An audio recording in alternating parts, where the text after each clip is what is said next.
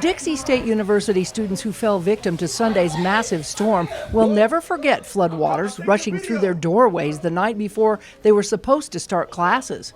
It's heartbreaking because you've got all these new students, many of them brand new freshmen who just moved in, some of them that day, some of them over the weekend, and really excited for school, excited for this new adventure. And then late Sunday evening and into early Monday morning, first day of school, things are flooding and they lose their power and lost laptops and other electronics. Several lower level or basement dorm rooms were flooded with up to 4 feet of water, leaving behind mud-soaked debris and furniture that will probably never be salvageable. And textbooks that they had just purchased and food that they had purchased and new bedding and towels, and so it was heartbreaking, really, really heartbreaking for us.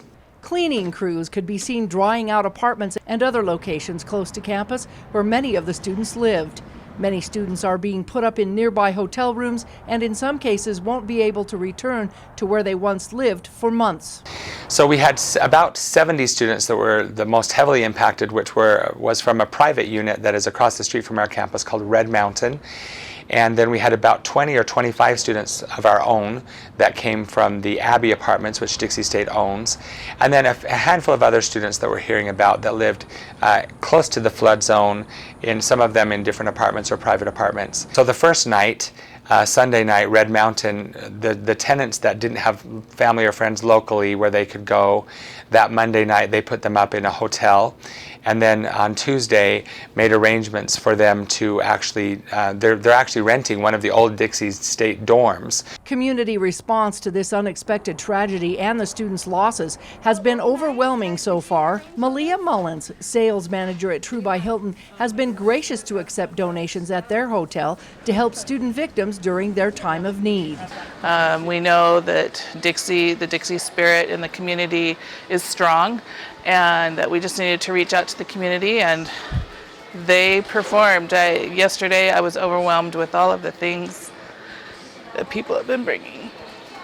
Community members have donated everything from personal hygiene products to electronic cords and even food. Always use more food. We have plenty of toothbrushes and plenty of soap.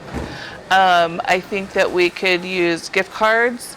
I know True by Hilton is actually going to be donating 6 laptops, and anything really, monetary needs they have, and the school will disperse those as needed.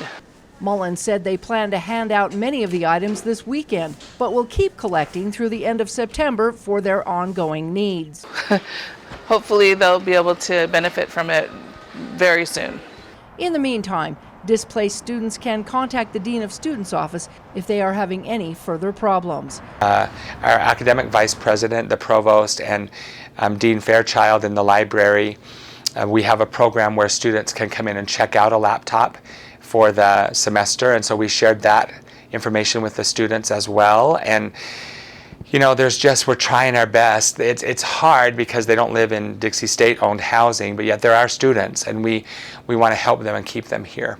Cash donations are also being accepted to help offset other costs. They can text DSU Flood, all one word, DSU Flood, and text that to 71777, and then it will direct them to the page that they need to go to donate. Some people wanted to make larger just cash donations or a check. They can bring those to my office, which is in the Gardner Center, room 202. From Dixie State University, Melissa Anderson, Community Education News.